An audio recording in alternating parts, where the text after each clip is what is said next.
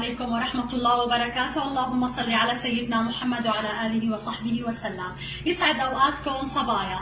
اليوم رح تكون عنا وصفة كتير سهلة، كتير مميزة وكتير مقرمشة.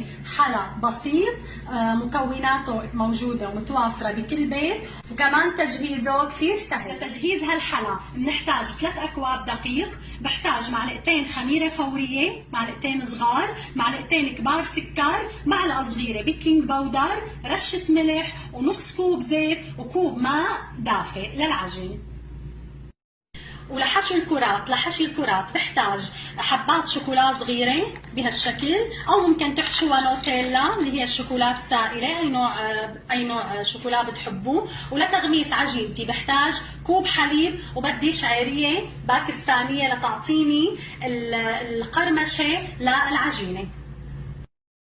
رح احكي شوي عن الشعيريه. هي الشعيريه بتجي مثل الشعيريه اللي بتنطبخ مع الرز، بس بتكون كتير رفيعه. شايفين؟ كتير رفيعه، ولونها كتير حلو، موجوده بكل السوبر ماركت، بتعطي قرمشه كتير حلوه وقت اللي بدي اقلي الكرات. رح ابدا بعمل العجينه. رح بلش ضيف 3 اكواب دقيق،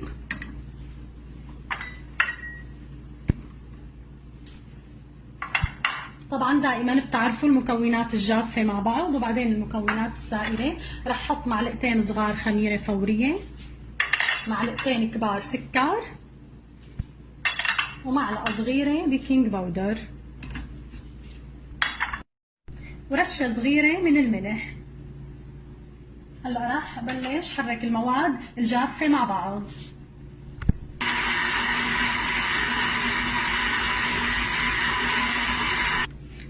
يلا تحركت المواد الجافة، رح اضيف الزيت، نص كوب زيت، وكوب دافئ، كوب ماء دافئ. بضل تضيف شوي لحتى تتكون عندي العجينة. شغل ونزل المي شوي لحتى تتكون عندي عجينة طرية وما بتلزق باليد.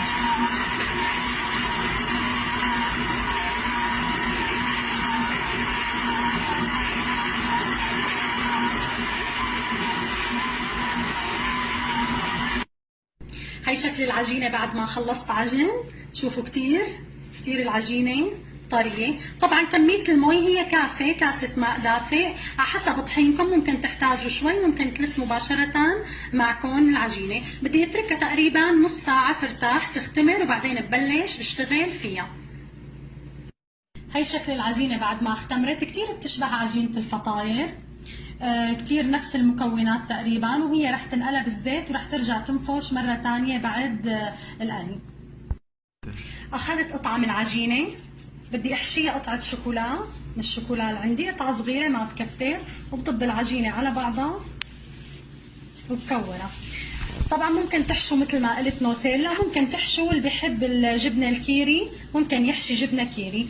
هلا انا ما بعرف، جربتها بالشوكولا وطلعت كتير طيبة. ممكن كمان اللي بحب الكيري يعملها بالكيري، ما بتفرق. قطعة صغيرة كمان، ما بدنا نكتر شوكولا. بننزلها بالحليب وبحاول هيك قلبها شوي بالحليب مشان تقدر تلزق عليها الشعيرية الباكستانية.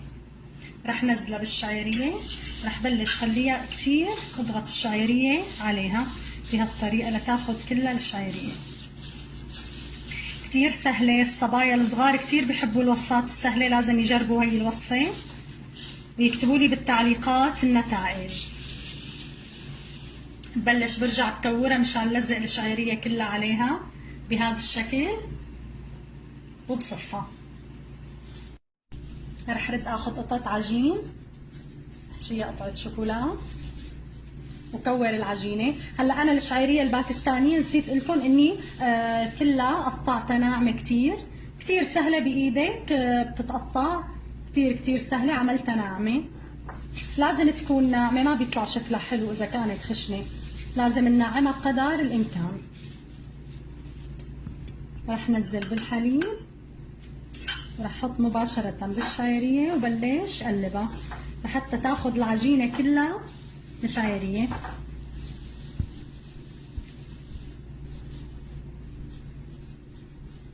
بهي الطريقة صبها.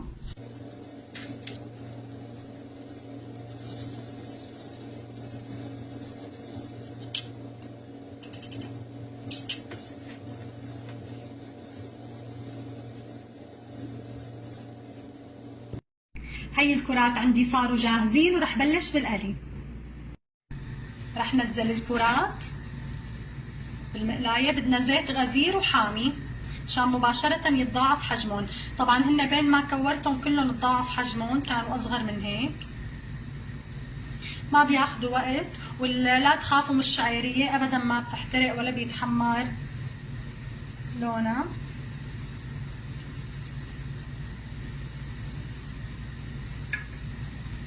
شايفين مجرد ما نزلتهم بالزيت بلشوا ينفشوا.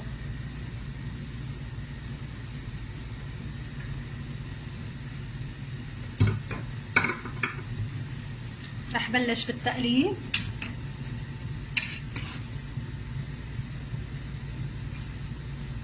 ما بيستغرقوا دقايق على النار بس ينفشوا، اعطيهم لون بسيط وبعدين بشيلهم.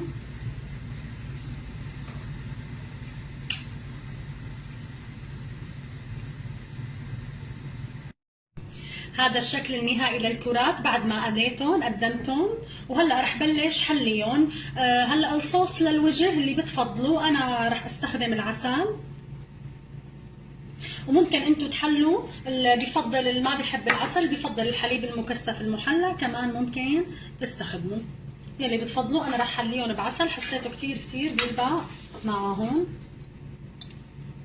بلش نزل العسل عليهم لانه هي العجينه ما فيها غير معلقتين سكر، فالحلو كتير قليل فيها.